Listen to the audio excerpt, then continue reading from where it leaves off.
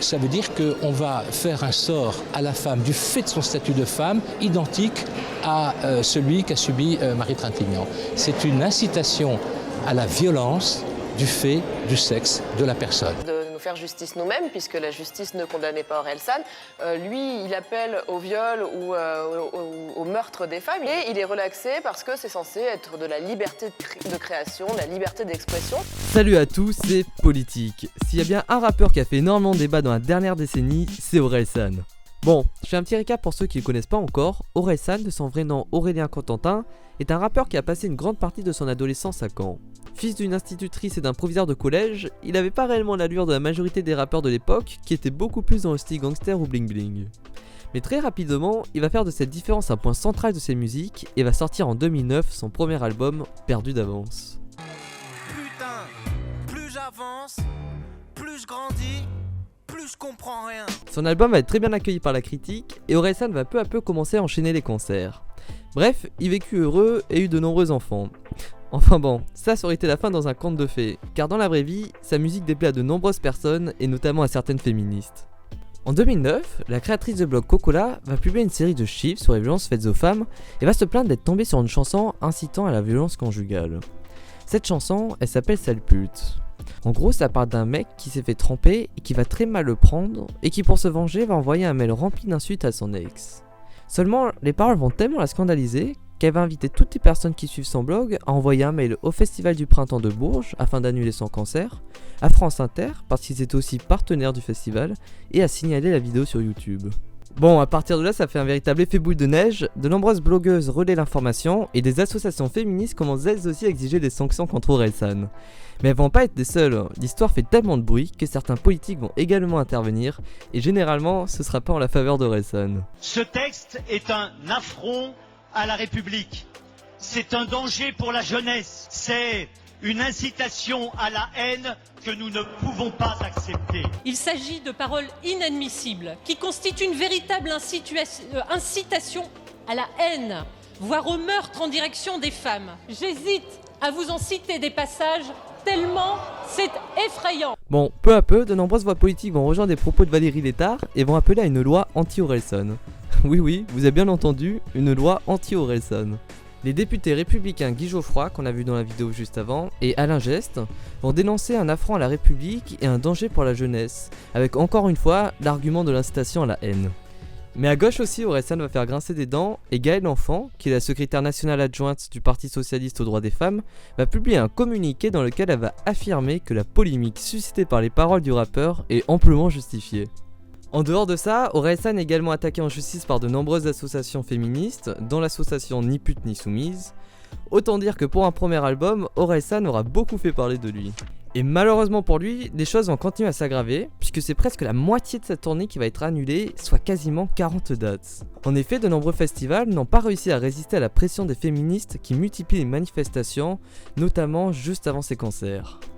Certains politiques vont même pleinement s'intégrer afin d'annuler la venue d'Orelsan dans les festivals. Ségolène Royal, qui était alors la présidente de la région Charente-Poitou, va intervenir afin de le déprogrammer des Francopholies de La Rochelle. Là, c'est un véritable tournant dans la polémique car c'est une personnalité politique, et pas inconnue au bataillon quand même, puisqu'il s'agit de Ségolène Royal, qui intervient personnellement afin de censurer Orelsan. Et elle ne va pas être la seule, puisque d'autres personnes vont suivre. Début juin, c'est Christophe Girard qui avait retiré l'album de presque 60 bibliothèques de la ville de Paris, jugeant indispensable d'éviter qu'un public mineur ou non averti soit confronté à l'écoute de morceaux dont les textes insultent les homosexuels et glorifient la violence faite aux femmes. Bon, je vais pas tous vous les citer, mais il faut savoir qu'Orelsan a fait débat dans toute la classe politique, y compris chez les communistes ou le Front National. Et je dis bien fait débat parce que pas tout le monde a accepté qu'Orelsan soit censuré.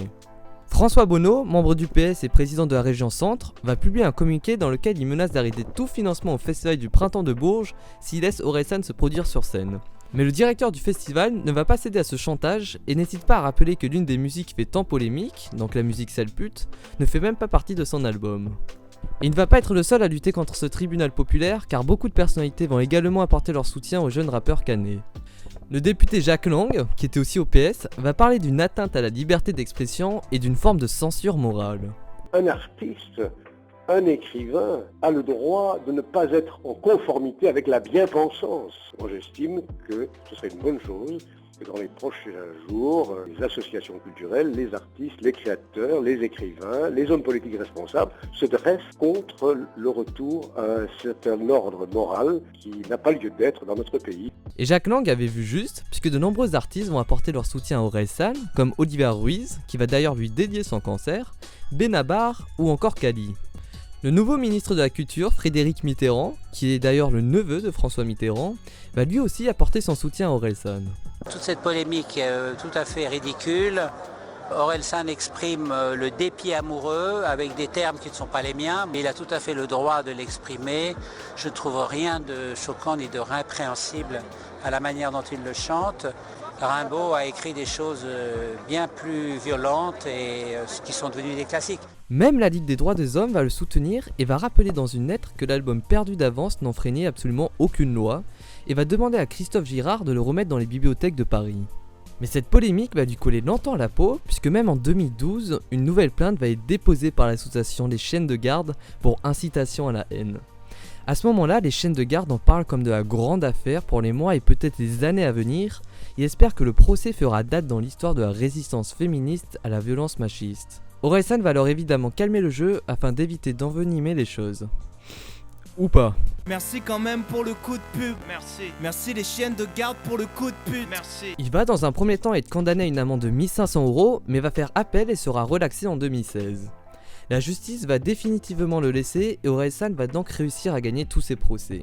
Au fil du temps, les regards sur Orelsan vont changer, que ce soit l'association Ni Pute Ni Soumise, qui le félicite en 2012 pour le changement de style de ses musiques, ou encore Ségolène Royal, qui va également changer d'avis. Parce qu'à un moment, on s'est fâché avec lui. Oui, parce qu'il m'a traité les femmes de pute, non? Oui, c'est ça. En gros, très concilié. Et on sait, voilà. Et donc, je suis allée le voir voir son concert parce qu'il a ressurgi. Donc, c'est aussi un itinéraire. Voilà, il a du courage de ressurgir. C'est vrai qu'il dégage une énergie assez extraordinaire. Voilà, c'est la fin de la vidéo, j'espère qu'elle vous a plu. N'hésitez pas à me dire ce que vous avez pensé de cette histoire dans les commentaires, toujours dans la bienveillance évidemment, à mettre un pouce bleu et surtout à partager. Et sur ce, je vous dis à la prochaine.